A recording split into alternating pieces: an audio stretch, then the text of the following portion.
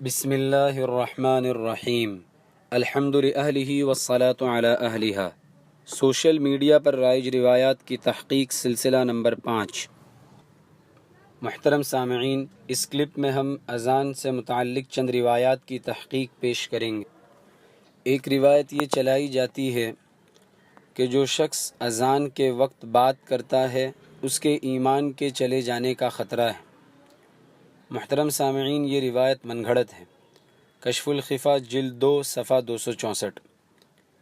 ایک روایت یہ چلائی جاتی ہے جس نے مؤذن کی آواز سن کر یہ دعا پڑھی، مرحبا بالقائلین عدلا ومرحبا بالصلاة اہلا، تو اللہ تعالیٰ اس کے لیے 20 لاکھ نیکیاں لکھ دیں گے اور اس کے 20 لاکھ گناہ معاف کر دیں گے اور 20 لاکھ درجات اس کے بلند کر دیں گے۔ محترم سامعین، یہ روایت بھی من گھڑت ہے۔ التذکرہ صفحہ 35، کشف الخفا جلد 2 صفحہ 300، تنزیہ الشریعہ جلد 2 صفحہ 116۔ لیکن یاد رکھے، حضرت عثمان رضی اللہ تعالی عنہ سے اذان سن کر یہ پڑھنا ثابت ہے، مرحبا بالقائلین عدلا وبالصلاة مرحبا واہلا، لیکن وہ فضیلت جو اوپر گزری وہ ثابت نہیں ہے۔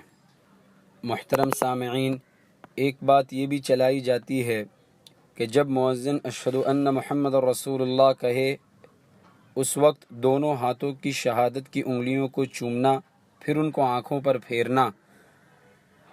اس کے متعلق علامہ سخاوی رحمۃ اللہ علیہ نے لکھا ہے کہ یہ روایت صحیح نہیں ہے۔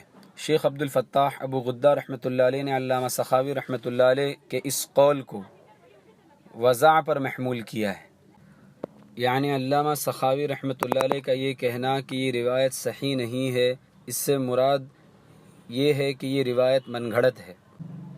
ان روایات کی تحقیق روایت و درایت حدیث کی بے مثال تحقیق کے لیے بنائے گئے گروپ الترغیب و ترہیب کے بانی مفتی سعید احمد قاسمی مجادری حفظہ اللہ کی شاہکار تصنیف موضوع احادیث سے بچیے سے ماخوذ ہے۔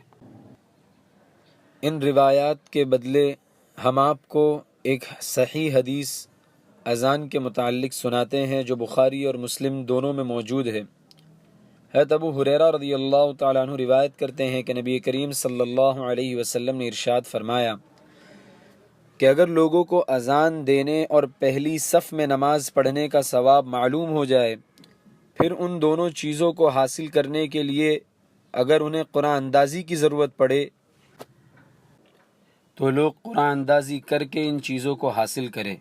یاد رکھیں، من گھڑت روایات کو چلانا جائز نہیں ہے، لہٰذا آپ خود بھی ان من گھڑت روایات سے بچیں اور اس وائس کلپ کو زیادہ سے زیادہ شیئر کر کے دوسروں کو بھی اس وعید میں داخل ہونے سے بچائیں جس کے بارے میں رسول اللہ صلی اللہ علیہ وسلم نے ارشاد فرمایا، جس نے مجھ پر عمداً جھوٹ بولا وہ اپنا ٹھکانہ جہنم میں بنا لے۔